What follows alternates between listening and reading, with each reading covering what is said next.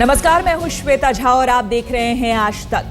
काशी के कर्ज की पहली किश्त, जी हां, मोदी की ये पहली बड़ी किश्त है जो सपनों की दुनिया से अलग हकीकत की जमीन पर दिख रही है। क्योंकि चुनाव जीतने के 3 महीने बाद मोदी का संसदीय कार्यालय खुल चुका है वाराणसी में। दफ्तर के बारे में कहा जा रहा है कि ये दिल्ली और बनारस की जनता के बीच सेतु का काम करेगा। मोदी इसके जरिए लोगों की शिकायतें सीधी सुनेंगे, काशी के विकास का अपना वादा पूरा करेंगे।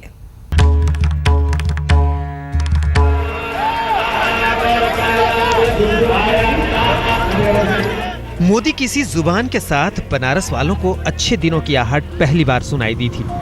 वो आहट अब बनारस की गलियों में बदलाव की सुगबुगाहट बनकर सुनाई दे रही है।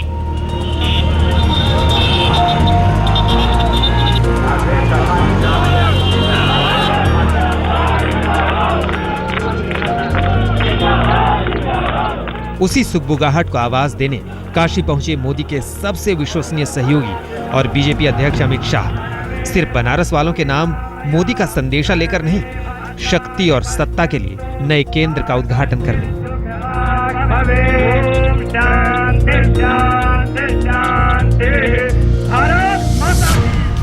इस केंद्र की चर्चा तभी से थी जब से मोदी ने वडोदरा सीट छोड़कर काशी को अपनाया था।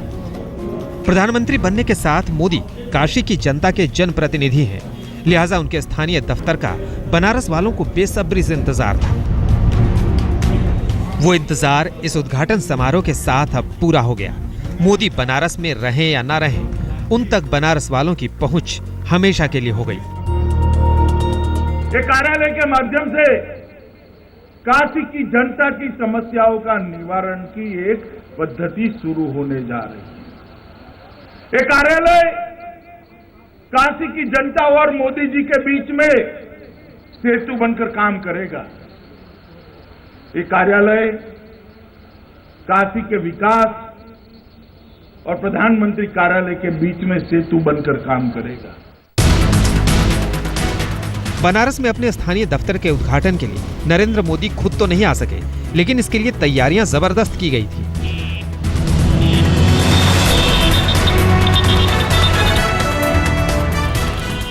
राम भवन नाम की इसी लंबी चौड़ी इमारत में मोदी के संसदीय कार्यालय को बनारस में मिनी पीएमओ की तरह देखा जा रहा है, क्योंकि काशी और गंगा को लेकर जितने प्लान हैं वो इसी दफ्तर से संचालित होंगे। अमित शाह ने इस पर मोदी के जोर का इशारा भी साफ लहजे में किया। मित्रों, आज मैं विकास के लिए कोई वादे करने नहीं आया, मगर काशी के विकास के लिए एक बात निश्चित कहना चाहता हूं कि काशी की आध्यात्मिक ऊंचाई को 1 इंच भी नीचा करे बगैर, बल्कि उसके अंदर काशी की ज्ञान नगरी की प्रवाह जो है उसको और तेज करते हुए काशी को हिंदुस्तान का आदर्श शहर बनाने का संकल्प भारतीय जनता पार्टी के कार्यकर्ता। मोदी के संसदीय कार्यालय का सीधा संपर्क दिल्ली से होगा। इसके जरिए बनारस वालों की तमाम शिकायतें और सुझाव मोदी तक फौरन पहुंचेंगी। इसके लिए संसदीय क्षेत्र के स्थानीय प्रतिनिधियों को खास निर्देश दिए गए हैं। बनारस 77 संसदीय क्षेत्र का कार्यालय है और यहाँ से जो है पूरे काशी संसदीय क्षेत्र का जो है काम धाम देखा जाएगा। इस संसदीय क्षेत्र में जितना आने वाले जो भी गांव है, जो भी वार्ड है, जो भी मोहल्ला है, इन सब की जो है जानकारी ली जाएगी और समस्याओं की जानकारी ली जाएगी और उसका निस्तारण करने का प्रयास किया जाएगा। उधर दिल्ली में भी बनारस दफ्तर के सुध और संपर्क के लिए 2 IAS रैंक के अधिकारी वाराणसी नियुक्त किए गए हैं। दफ्तर प्रधानमंत्री का है, लिहाजा बनारस वालों में उम्मीदें तो उद्घाटन के साथ ही जगा रहा है। मोदी का संसदीय कार्यालय खुलने के बाद बनारस वालों की उम्मीदें और भी बढ़ी हैं। मोदी ने जो वादे उनसे किए हैं उनके पूरा होने के आसार और नजदीक दिख रहे हैं। बनारस में मोदी के कार्यालय का खाका तैयार भी कुछ इसी तरह से किया गया है ताकि विकास में सबका साथ लेकर चला जा सके। आखिर दफ्तर प्रधानमंत्री का है तो खास तो होगा ही। नीतीश पांडे के साथ आमिर हक, वाराणसी, आज तक।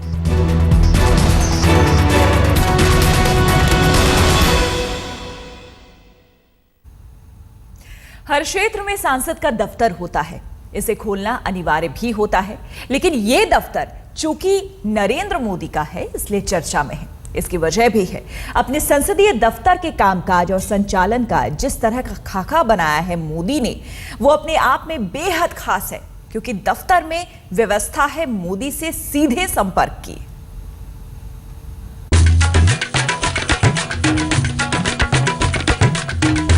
मोदी का संसदीय कार्यालय खुलने के साथ काशी के राम भवन की तस्वीर बदल गई। इमारत पुरानी है, मगर नए दफ्तर के साथ अब बनारस की तस्वीर और तकदीर बदलेगी। 5 कमरों के इस दफ्तर से बनारस और इसके बाशिंदों की शिकायतों का समाधान किया जाएगा।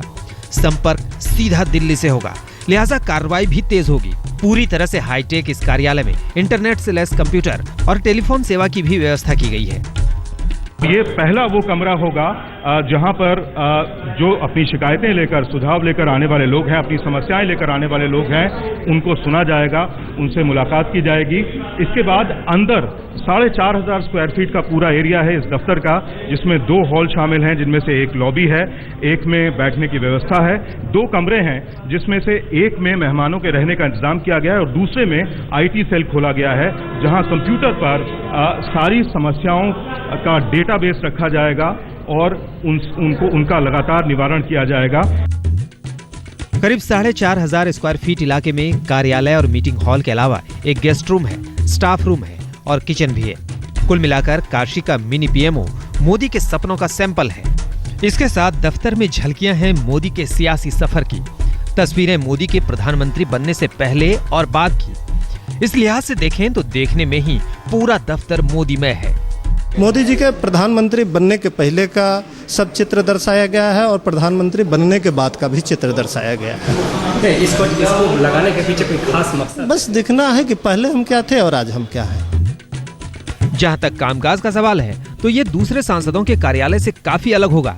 वाराणसी के विकास के साथ लोगों की शिकायतें सुनने की हाईटेक व्यवस्था की गई है। दावा ये किया जा रहा है कि जनता की शिकायतें फौरन PM मोदी तक पहुंचाई जाएंगी और एक्शन भी तुरंत होगा। कुछ दिन पहले नरेंद्र भाई ने प्रधानमंत्री निवास पर काशी के सभी जनप्रतिनिधि और संगठन के सभी मुख्य पदाधिकारियों को बुलाकर उनके साथ काशी के विकास की चर्चा करी थी। मैं उसमें कोई डिटेल जाना नहीं चाहता।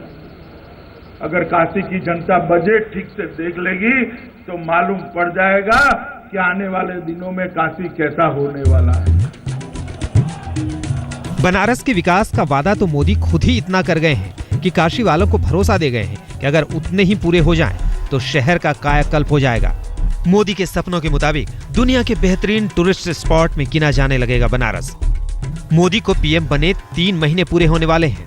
इस दिशा में मोदी कितने गंभीर हैं, इसका अंदाजा आप बनारस को मोदी के इन तोहफों से लगा सकते हैं। PM बनने के बाद मोदी ने बनारस को 90 करोड़ रुपए पर्यटन के लिए, 60 करोड़ रुपए कैंट स्टेशन के विकास के लिए, 40 करोड़ रुपए बुनकर विकास के लिए, 25 करोड़ रुपए शहर की साफ सफाई के लिए और 18 करोड़ रुपए घाटों के सौंदर्यीकरण के लिए दिए हैं।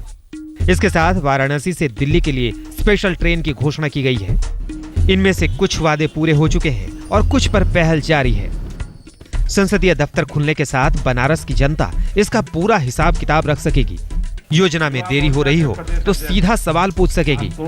दफ्तर खुलते ही कई लोग अपनी शिकायतें और सुझाव लेकर पहुंचे।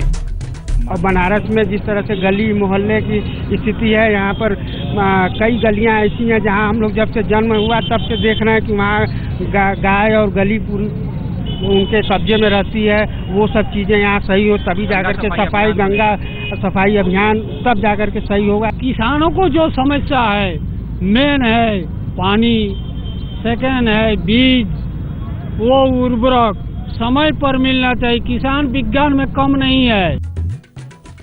दफ्तर मोदी का है, लिहाजा लोगों की उम्मीदें भी बड़ी हैं। सुझावों के साथ लोगों की शिकायतें भी बड़ी हैं।